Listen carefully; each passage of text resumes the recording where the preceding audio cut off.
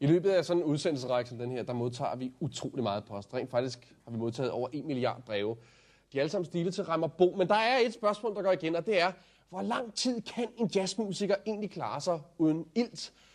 Det skal vi finde ud af i dag. Jeg har inviteret Papa Boo's Viking Jazz Band i studiet. Det er, velkommen til, det er på trombone Janis Lalakaif. Så har vi på klarinet, ingen ringer end Ian McHansen. Og på trommer, Halloya Jonestown. Tilsammen Papa Boo. Og de vil nu spille, mens vi langsomt fjerner ilten fra Papa Boo. Lad os prøve en gang at sætte forsøget i gang. Værsgo til Papa Boo.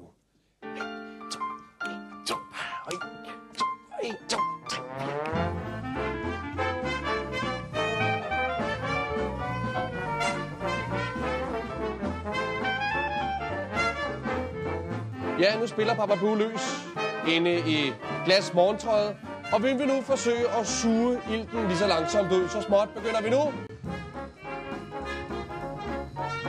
Så er der røget 40% af ilten, og det er klarinetten ude, og vi øger lidt sugeevnen, og vi er nu nede på, at der kun er 8% ilt tilbage i rummet.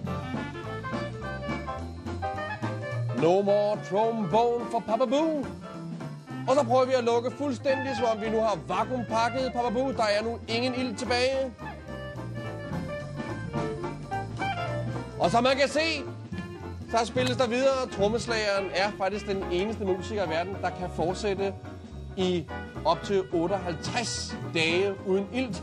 Og det er fordi, at hans krop oftest er tævet til blods af kastanjer lige inden en koncert, så han ikke optager ilt andre steder end gennem stikkerne.